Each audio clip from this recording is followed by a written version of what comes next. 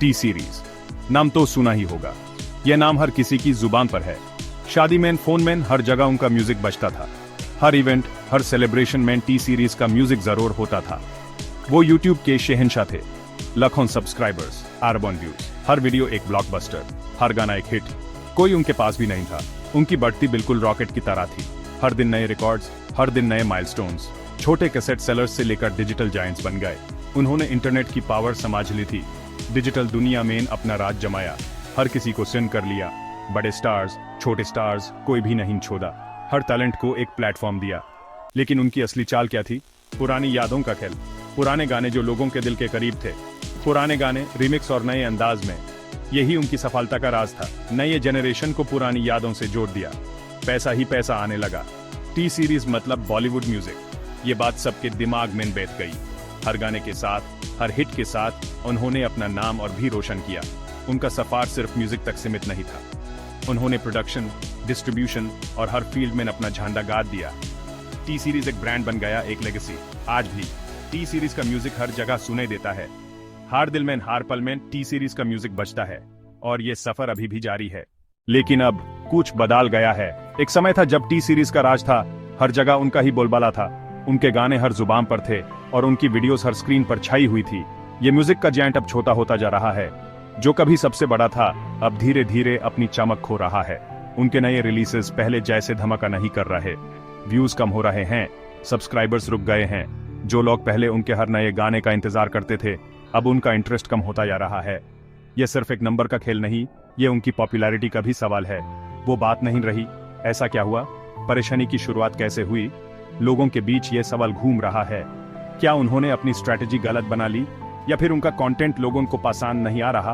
बॉलीवुड में हाथ आजमाने की कोशिश, बड़े बजट की फिल्म्स, लेकिन पिट गई।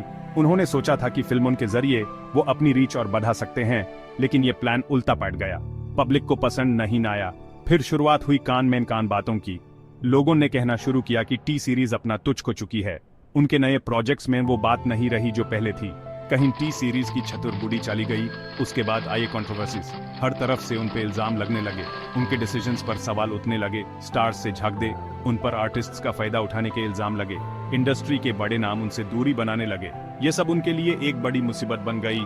प्रॉफिट के लिए उनकी हर हद पार करने वाली हरकतों से उनकी इमेज खराब होने लगी। लोगों ने उन्हें ललची और अनएथिकल कहना शुरू कर दिया। ये सब उनकी रेपुटेशन को और भी नुकसान पहुंचा रहा था। पब्लिक में उनकी इमेज खराब होने लगी। जो कभी उनके फैंस थे, अब उनसे नाराज हैं। टी सीरीज के लिए यह एक बड़ी चिंता का विषय बन गया है। क्या वो अपनी पुरानी शान वापस ला पाएंगे? टी सीरीज को हमेशा और चाहिए था। उन्होंने म्यूजिक इंडस्ट्री में अपना नाम बनाया, लेकिन उनका सपना सिर्फ यहीं तक सीमित नहीं था। उनका लक्ष्य था बॉलीवुड पर भी राज करना। म्यूजिक से उन्हें संतोष नहीं था। उन्होंने सोचा कि अगर वो बॉलीवुड में कदम रखेंगे तो उनका नाम और भी रोशन होगा।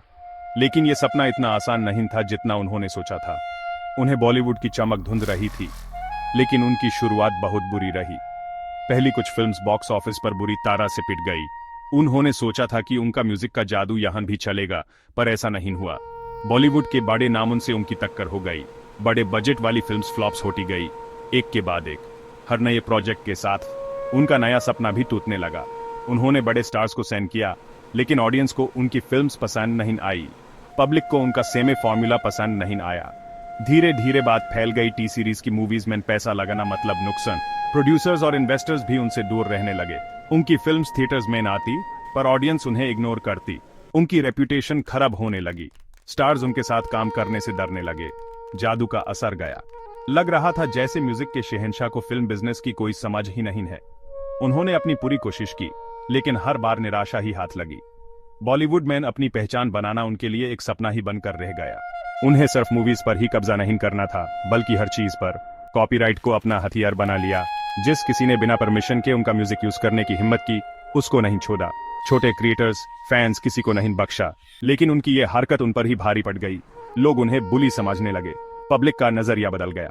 एक वक्त ही जो कंपनी सबको बहुत प्यारी थी, वो अब लालच की प्रतीक बन गई। उनका गिरना अब तय था। वो एक सीधी बात भूल गए थे, इज्जत किसी को जबरदस्ती नहीं दी जाती, कमियाई से मिलती है।